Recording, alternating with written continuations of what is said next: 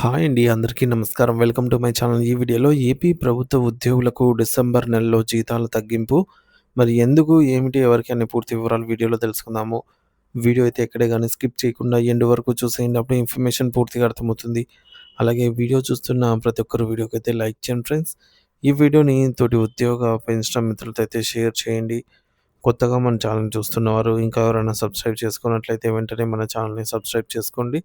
So, దీని ద్వారా నేను చేసే లేటెస్ట్ వీడియోస్ అన్నీ మీ వరకు రీచ్ అవుతాయి. ఇక ఆలస్యం చేయకుండా వివరాల్లోకైతే వెళ్ళిపోదాము. సో, ఫ్రెండ్స్, ఇక విషయానికి వచ్చినట్లయితే ఆంధ్రప్రదేశ్ రాష్ట్ర ప్రభుత్వం ఇటీవల 11 నవంబర్ 2025న ఉద్యోగుల జీతాల నుండి మినహాయింపులకు సంబంధించిన ఒక ముఖ్యమైన మెమోను జారీ చేయడం జరిగింది. విజయవాడలోని డైరెక్టర్ ఆఫ్ సైనిక్ వెల్ఫేర్ వారి విజ్ఞప్తి మేరకు ప్రభుత్వం ఈ నిర్ణయాన్ని పునరుద్ఘాటించింది.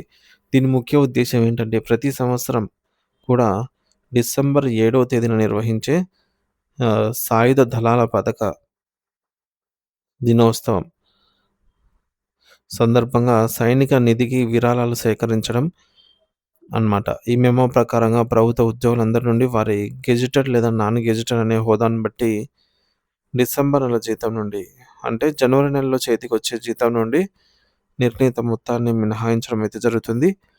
మరి ఈ విధానం కొత్తదేమీ కాదు. 2020 డిసెంబర్ నుండి అమల్లోకి అయితే ఉన్న నిర్దిష్ట జీవో ప్రకారంగా ప్రతి ఏటా ఈ డిడక్షన్ జరుగుతూనే వస్తోందన్నమాట. మినహాయింపు విరాళాలు ఈ విధంగా అయితే ఉంటాయి.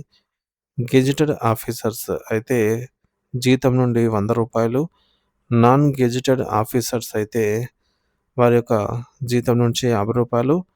ఈ చిన్న మొత్తాన్ని సేకరించడం వెనుక ఉన్న ఉద్దేశ్యం చాలా గొప్పది.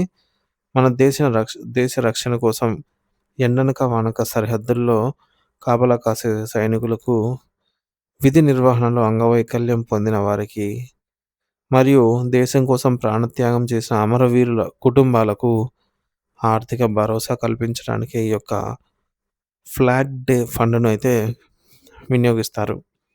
మరి యుద్ధంలో గాయపడినటువంటి మాజీ సైనికుల పునరావాసానికి, వారి పిల్లల చదువులకు మరియు ఇతర సంక్షేమ కార్యక్రమాలకు ఈ నిధులైతే ఉపయోగపడతాయి. కాబట్టి డిసెంబర్ నెల పే బిల్స్‌లో రూపొందించేటప్పుడు డ్రాయింగ్ అండ్ డిస్బర్సింగ్ ఆఫీసర్స్ ఈ విషయాన్ని గమనించి ఆయా కేటగిరీల ప్రకారంగా 50 లేదా రూ. 100 మినహాయించి జీతాలను ప్రాసెస్ చేస్తారు. ఇది మన దేశ సైనికుల పట్ల మన గౌరవాన్ని చాటుకునే ఒక చిన్న అవకాశం మనకు దక్కిందనైతే భావించవచ్చు ఫ్రెండ్స్.